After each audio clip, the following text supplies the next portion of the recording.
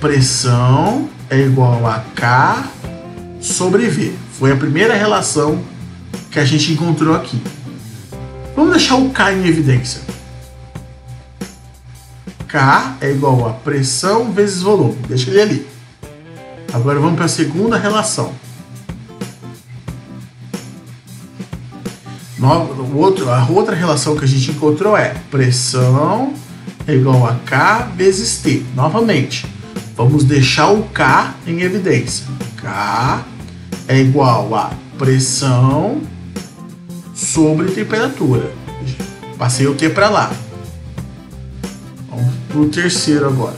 Vou subir um pouquinho aqui. O terceiro nos diz o quê? Que o volume tem uma relação direta com a temperatura. Novamente, vamos deixar o K em evidência. K é igual a volume sobre temperatura. Perceba que, como o K é o mesmo para todos, e aí vem novamente também, por que existe esse K? A matemática descreve que para eu ter uma relação diretamente ou inversamente proporcional, existe um fator que faz com que essa proporcionalidade exista. Isso é matemática. Então os matemáticos chegaram à conclusão que para que uma relação seja tanto diretamente proporcional quanto inversamente proporcional, tem que existir uma constante que faça essa transição. Então se, por exemplo, no caso, um sobe e o outro desce, o que faz esse outro descer é um número que multiplica o que desce, o outro para ele descer. Então, o papel desse K aqui é um só. É fazer com que essas direções se invertam. Enquanto esse aqui sobe, o outro desce. Sem o K, isso aqui não acontece. Aqui, qual que é o papel do K? Fazer com que enquanto um suba, o outro também suba.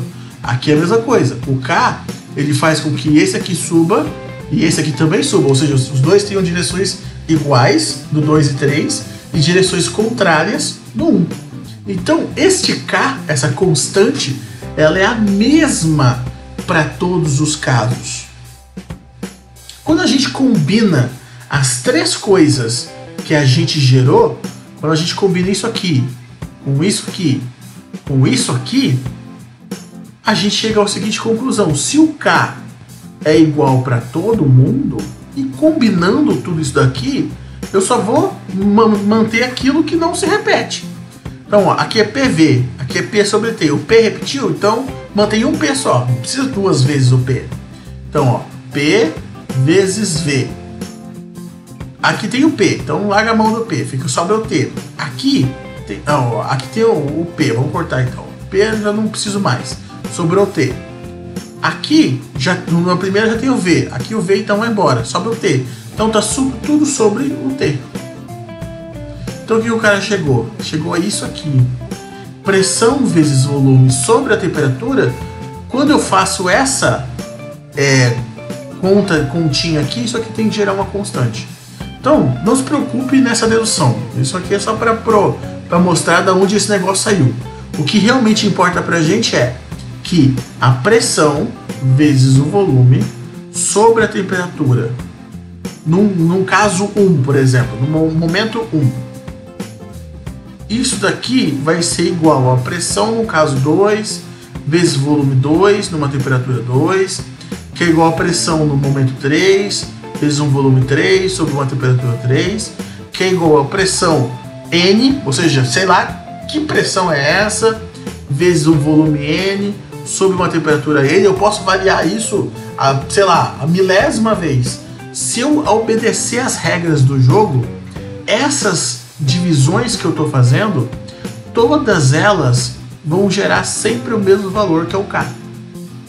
Por quê? Por causa que, como isso aqui não é a matemática que dita que tem que ser assim. A matemática está interpretando um fenômeno físico. Na natureza, foi observado que toda vez que eu variava duas dessas variáveis, a terceira se organizava para que esse valor aqui não se modificasse. Então o cara fez isso N vezes para ver se isso funcionava. E nas N vezes que ele fez, que pode ser 1000, 1 milhão, 1 bilhão, infinitas vezes, toda vez que ele fazia isso, ele gerava o mesmo número, o mesmo K. Então chegou-se a uma relação que eu posso fazer quantas transformações gasosas eu quiser, que eu sempre vou alcançar o mesmo valor. Então daqui surge o conceito de que se eu tiver uma pressão 1 vezes um volume 1 sobre uma temperatura 1, isso vai ser igual a uma pressão 2 vezes um volume 2 sobre uma temperatura 2, isso aqui é igual a 1K. Então, baseado nisso, eu sei que numa transformação gasosa eu posso usar essa relação para poder chegar a algum lugar. O problema foi o seguinte, beleza, eu sei que isso aqui sempre vai originar uma constante. Mas que constante é essa? Né? Afinal, que valor é esse? Então os caras chegaram à seguinte conclusão, que a pressão 1, uma pressão genérica, vamos colocar assim,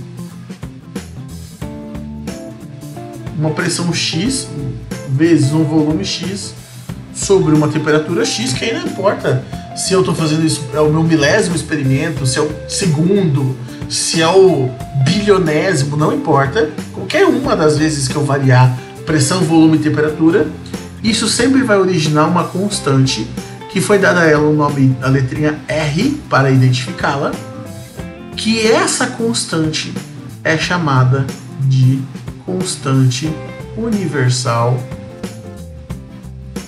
dos gases.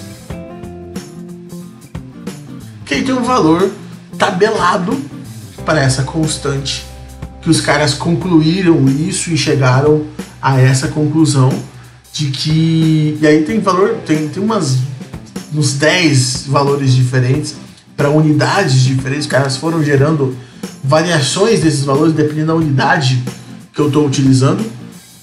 Para nós aqui vamos trabalhar com apenas duas. Daqui a pouco eu mostro qual seria esse valor. E aí, isso daqui então, quando a gente combina P vezes V sobre a temperatura é igual a R, isso daqui está valendo para quando eu tenho 1 mol do meu gás. Então, primeiro, aqui perceba que a gente falou de pressão, a gente falou de volume, a gente falou de temperatura, mas em nenhum momento a gente falou a quantidade. Porque volume não necessariamente significa quantidade, a gente viu isso nas conversas anteriores. Quem dita quantidade pra gente é número de mols, aí sim, é bacana. Volume é meio complicado. Então para 1 mol é isso aqui. E para N mols? Para N mols vai ser pressão sobre volume vezes volume sobre temperatura é igual a N vezes R. O número de mols, como eu estou trabalhando num sistema isolado, ou seja, um sistema fechado, desculpe, eu nem acrescento nada e nem tiro nada, eu coloco o meu gás dentro de um cilindro ou alguma coisa, vario pressão, volume e temperatura, mas sem inserir algo ou retirar algo, o número de mols também é uma constante. Então ele vai para o lado das constantes. Aí a gente tem o que então? Que esse aqui são o lado das variáveis e esse aqui é o lado das constantes. E aí, assim, né, por comodidade apenas, a gente vai reorganizar essa equaçãozinha para ela ficar mais bonita e gerar a tão famosa PV é igual a nRT.